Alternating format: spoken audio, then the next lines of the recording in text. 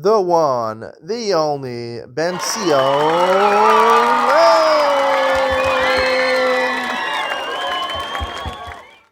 Good evening and welcome to Yeshiva YouTube. Iyun. Tonight we did Succah Perek Gimel Mishnayos Ted and Yud. Mishnah Ted records a machlokas between Beis Shammai and Beis Hillel. It talks about when do you shake your lulav and esrog during Hallel. According to Beis Hillel, obviously you shake it when you say Hodel Hashem Kitov Kilam Lasto, and when you say Ana Hashem Hoshiana, you shake it. But when you say twice Ana Hashem Hatzlichna, you do not shake it. Beis Shammai hold even during Ana Hashem Hatzlichna, you do shake your lulav and esrog.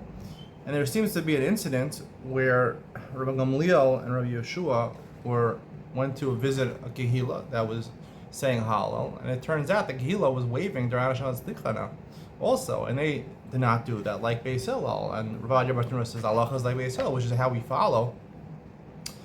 But it's kind of questionable. Why was the tzibur doing like Beis Shammai? We know we don't paskin like Beis Shammai nowadays. That applied also back then. Also, it wasn't a constituency of Beis Shammai. It doesn't say that. So, is there relevance to Beis Shammai? What exactly Beis Hillel and Beis Shammai argue about? So, I'd like to say I saw once in a book, Pesach Kron. He has books about. He talks about he's a Magid. He talks about different nice stories of Hashgacha Pratis or stories where a gadol or something says a nice idea with a Moser Haskel, some message.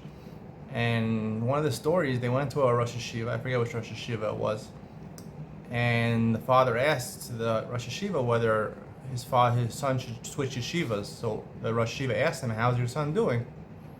So he said he's doing okay. I mean, he could do better in a different yeshiva. So he said that on Sukkah, when you say Hallel, right, we say Ana Hashem Hoshiana, Ana Hashem Hatzlichana. When do we start shaking the lulav and esrog? When we're saying Ana Hashem Hoshiana, when we're in terrible straits, it's not going well, we need a salvation. Then we start moving. Then we shake the lulav and esrog, we start moving. But when you just want Hatzlacha, right, you're doing okay, you just want to succeed even more, then you stay put, then you don't start shaking the lulav and esrog. And that was the idea he learned. Now this is only according to Beis Hillel, but according to Beis Shammai, that's not necessarily true. According to Beis Shammai,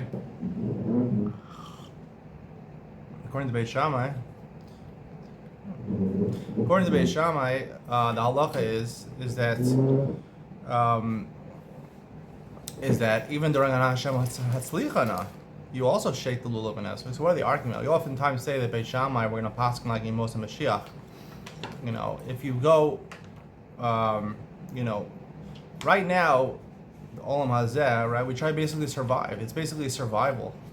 It's very hard. Life is overwhelming at times. A lot of sorrows. We try to, we're seeking salvation. A lot of people go to school, those different things, try to seek salvation. You want a shidduch, you want children, you want Erfu Shlema, things like that, Parnasa and things like that. You want a salvation. So nowadays, in fellows like Beis Hillel, you only need to move, right? If you have a little bit of success, just stay put because you're happy to have a little bit of success. By the time Moshe Mashiach, people won't be satisfied. If you look at the really rich people, right, they're never satisfied. They earn millions of dollars. They want billions of dollars. They want trillions of dollars. They're never satisfied. And I'm not saying that we should be like those people, but there will be a time, Moshe Mashiach, when we'll have goodness, we'll have health, we'll have wealth, and we'll shake the lulav and esrog even during Ana Hashem Hatzlicha. Now we want more Hatzlacha because, when you're having times are good, you want more Hatzlacha. But I think it's an interesting note from the story. They went to a shul and they saw Rabbi Gamliel and Rabbi Akiva said. So Rabbi Akiva said, I saw Rabbi Gamliel and Rabbi Yeshua. The whole shul was shaking lulav and esrog during Ana Hashem Hatzlicha, and they didn't do that. I think that's even informative nowadays in our generation, before Moshe Mashiach, is that the regular people, right? They should be. They wanted hatzlacha. They wanted more hatzlacha. But the leaders of the generation, because you see a lot of people, even now, people who are wealthy, they want more wealth. The leaders of the generation said, you know what?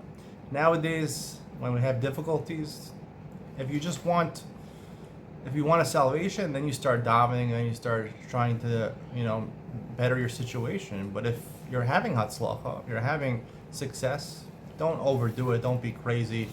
Don't be mishugana. Unfortunately, you see these people that are, billionaires that they spend. Warren Buffett, this guy, He's 85 or 90 years old. The guy gets up in the morning. His biggest enjoyment is opening the Wall Street Journal and trying to make some more money for Berkshire Hathaway.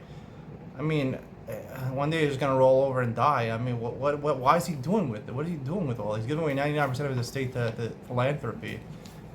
There's got to be more to life than just, I don't know, being successful in the stock market. I mean, it's nice to be successful in the stock market, but the point of money is to use it, to enjoy it, and that's the message these leaders were sending.